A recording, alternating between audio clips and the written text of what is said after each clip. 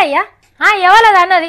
జైల్లో పురుగులన్నం పెడతారు, నీళ్ళ చారు పోస్తారు, తిండి సకా వెంటనే పెట్టరు, నెత్తి కిందకు మెత్తుండది, పక్కకు పరుపు ఉండది. ఇవన్నీ అన్నది ఎవలది? మీరు ఎన్నడన్నా జైలుకు వచ్చిన ముఖమేనా అది? నేర్చినారు మాటలు. మీకు తెలివి లేక ఆఫీసర్లు బదనాం చేస్తారు. జైలు కుత్త చేతులు ఊపుకుంటే ఎందుకు పోవాలి?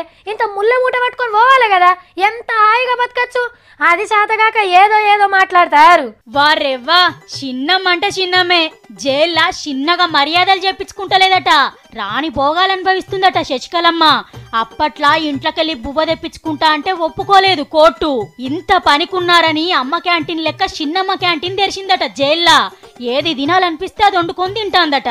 మునుపు బండల మీద బిస్తరేసుకుని బజ్జునేది, ఇప్పుడు మెత్తటి పరుపు మీద పవలిస్తుందట. ఎవరక్కడా అని సప్పట్లు ఓడితే ఆజ్ఞ చిన్నమ్మ అని ఉరికొస్తున్నారట జైలు సేవకులు. మీరు పోయి చూసినారు, పాపం జైల్లో ఎన్ని తిప్పలు పడుతుందో అని మీరు ఫీల్ అయ్యారు. ఖుద్దు కర్ణాటక జైళ్ల శాఖ పెద్ద మేడమే చెప్పింది.